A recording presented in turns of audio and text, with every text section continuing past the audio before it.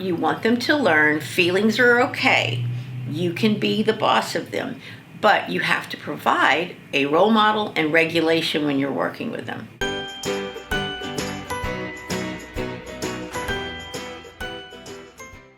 Hey everyone, welcome to the Parent Corner channel, where a licensed child psychotherapist answers all the biggest questions you have dealing with all areas of parenting. Meet Teresa Brown, who is the owner of one of the premier attachment and trauma centers in the nation and is responsible for all of the gems that are going to be on this channel.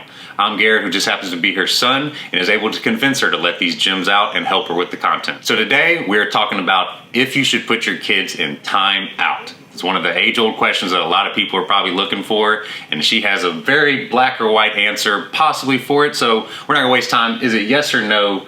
Do you think kids should be in timeout? No. All right, video's over, guys. Thank you for coming. That's all, folks. Seriously though, she has a lot of information and good knowledge that she wants to share and explain on why you should not put your child in timeout. So basically, when we put our child in timeout, that means they're experiencing a big emotion and having a behavior to go with it. We're sending them into a room and telling them that they have to stay there and figure out how to handle that emotion on their own. And we would never send our child to a room and hand them a book and say, go figure out how to read. So navigating feelings is one of the biggest challenges that a child has. And as a parent, it's really hard to know how to do this. So if we use time out, we're not helping our child learn how to navigate feelings. We're not helping them learn how to use strategies, because the whole thing about discipline is it means to teach. So we want to help our children learn over time how to handle their emotions, how to have skills and coping strategies to be able to handle those things.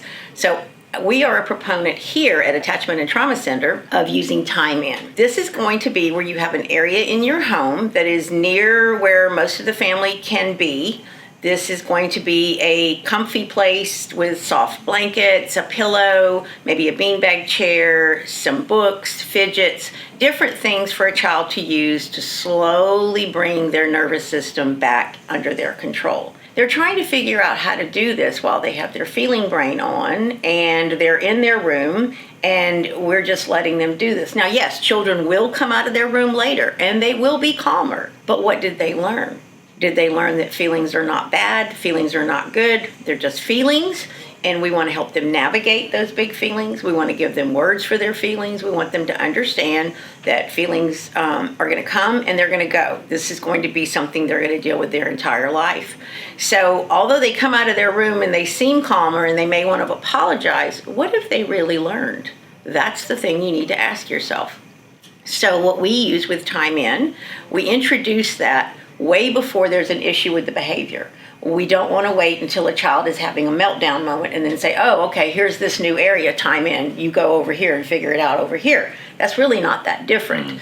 We want to talk to them about the time in area. We want to sit there with them. We want to kind of show them it's not a negative thing. We don't want to use words like you go there when you're bad, you go there when you are hurting other people. We're not going to do any of that. We're just going to talk about the fact that sometimes they have big feelings. We're going to use words for those feelings. We're going to help them learn that feelings and the way they feel in their body has a name, and they can talk to you about it. And so as they grow, they're going to learn that feelings are not negative, they're not good, they're not bad, they're just feelings. And so as we spend time in the time in area or the thinking area, or whatever you want to call it, we kind of lean toward thinking area at our center because we like thinking brain and feeling brain.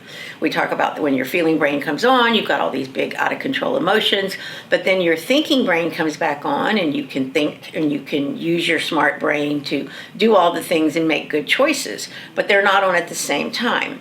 So by tying it to the thinking brain and the feeling brain, we take away a lot of the shame of these big feelings, because as we all know, shame's been associated with people and children having big feelings for a long time. You may want to ask them if they'd like to go over to the thinking area or the time in area when you notice they're becoming dysregulated in a situation with a brother or a sister, or just becoming dysregulated with you. Say, hey, let's go take a break and sit over here in the time in area and let's see if we can get our feeling brain back where it needs to be. So that's taking away the shame and the, oh, you do all these things that make me upset.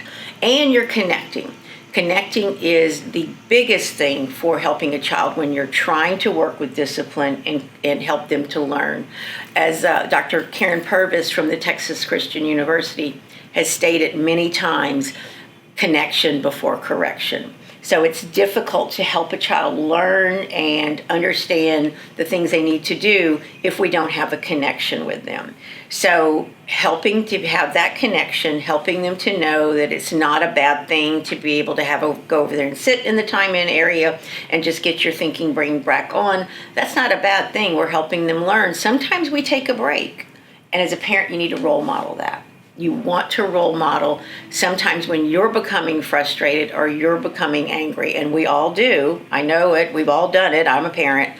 And you have to let your child know, I get big feelings too, but I'm going to take some time here, and maybe I'm going to breathe.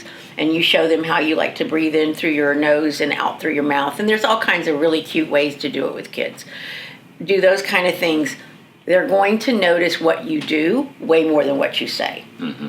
Most of a child's communication is nonverbal. So watching a parent use the strategies is going to make them think, oh, I'm not the only one who has to do this. Mom and dad or caregivers aren't just telling me to go do it. So that's what's important with role modeling those types of things, those types of behaviors. When you notice that you are getting frustrated with them and maybe they're not yet in a frustrated mood, you have to say, oh, mommy's going into her feeling brain. Daddy's going into his feeling brain. Let me take a minute here and just calm myself. That's going to speak volumes to your child. So then they can learn, oh, mommy and daddy does this too. And it's okay to have a big feeling brain, and it's okay to have big feelings, but we can be the boss of it. You want them to learn feelings are okay. You can be the boss of them, but you have to provide a role model and regulation when you're working with them. If your child is upset and you've become upset, because sometimes we take it personal, you need a moment to step back. So you say, I'm going to go over here, in another part of the room, and I'm just going to sit here for a minute, and mommy's just going to get herself, daddy's just going to get himself calm again. I'm just going to sit here and breathe, okay? Everything's okay. Reassure them. They want to be reassured of your love.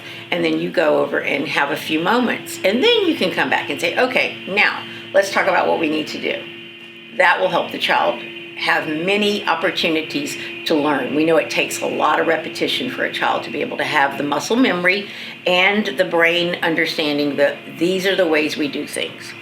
So that's why we never do timeout at our trauma center. This is probably something that's been highly researched by a lot of different people as well, as you mentioned. So any of the information or resources she did give, I will link in the description below and include all the information to resources that she does like as well. And then I think that pretty much gives a very good explanation onto what you should do when you're trying to consider, should I put my child in timeout or time in, which seems like the much better choice at this moment now. Yes. So the channel is new and growing as always, so we will appreciate any likes or subscribes that you can, help us out with to help the YouTube algorithm. And if you have any specific questions that you would like answered, please put them in the comments below. We'll review them and we'll make some videos about some of the best ones to hopefully answer some of these questions that you always have. Once again, I am Garrett. This is my mother, Teresa Brown, with the Parent Corner channel. Thanks for tuning in, everyone.